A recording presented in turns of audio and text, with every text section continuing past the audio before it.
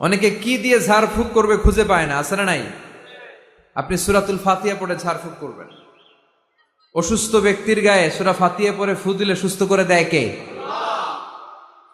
রব্বুল আলামিন বলেন, وَنُنَزِّلُ مِنَ الْقُرْآنِ مَا هُوَ شِفَاءٌ وَرَحْمَةٌ لِّلْمُؤْمِنِينَ وَلَا يَزِيدُ الظَّالِمِينَ إِلَّا خَسَارًا।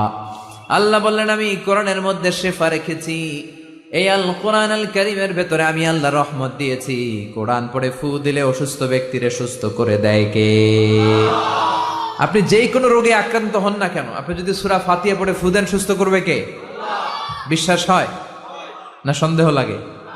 যাদের বিশ্বাস হয় তাদের ফুতে কাজ হয়ে যাবে, আর যাদের সন্দেহ লাগে এরা 1000 বার ফু দিলেও কোনো কাজ হবে না।